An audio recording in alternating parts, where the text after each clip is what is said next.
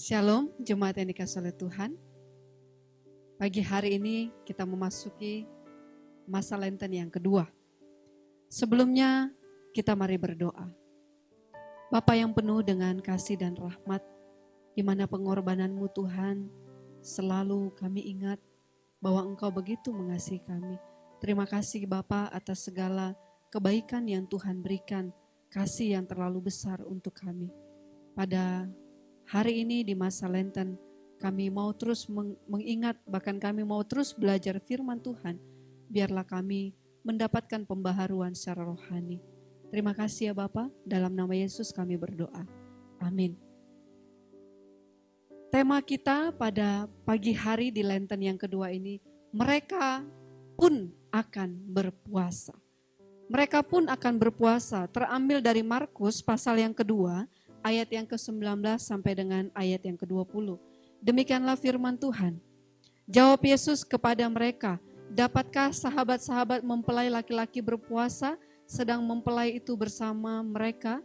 Selama mempelai itu bersama mereka, mereka tidak dapat berpuasa. Tetapi waktunya akan datang, mempelai itu diambil dari mereka, dan pada waktu itulah mereka akan berpuasa. Pentingkah berpuasa? Bagaimana caranya? Apakah pantangan dalam berpuasa?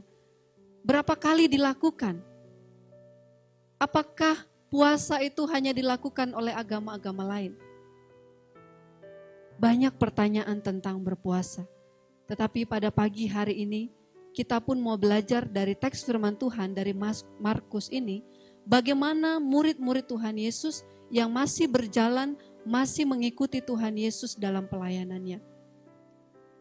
Dalam teks ini dikatakan bahwa orang-orang Farisi sedang mengganggu, orang-orang Farisi sedang mencobai Tuhan di dalam hal berpuasa. Tetapi sangatlah jelas di dalam teks ini berkata, ketika waktunya tiba, maka disitulah mereka akan berpuasa.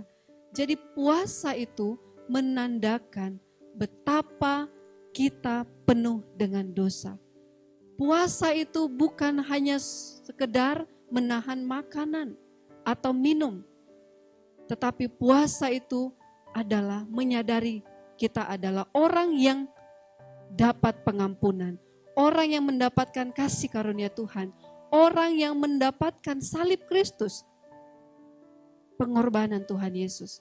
Maka dari itu dikatakan tiba waktunya Yesus. Maksudnya di sini ketika Yesus disalibkan, pada waktu itulah mereka benar-benar menyadari bahwa tidak seorang pun benar, hanya Yesuslah yang suci dan benar. Maka Dia yang mengampuni dosa-dosa kita.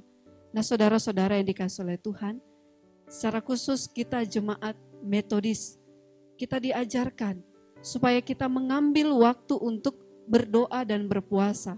Metodis melakukan cara puasa ini mungkin bisa di hari Rabu dan di hari Jumat. Tetapi kalau kita berpuasa selama 40 hari itu sangat baik. Tapi ingat, motivasi kita bukan untuk diet. Bukan untuk menahan ataupun mengurangi kebutuhan keuangan di rumah. Tetapi bagaimana kita menyadari bahwa kita orang berdosa dan kita menyadari dosa, meminta ampun kepada Tuhan, dan kita menundukkan diri kita serendah-rendahnya di hadapan Tuhan. Diberkatilah kita sepanjang hari ini dan ambillah komitmen untuk berpuasa. Shalom, Tuhan Yesus memberkati.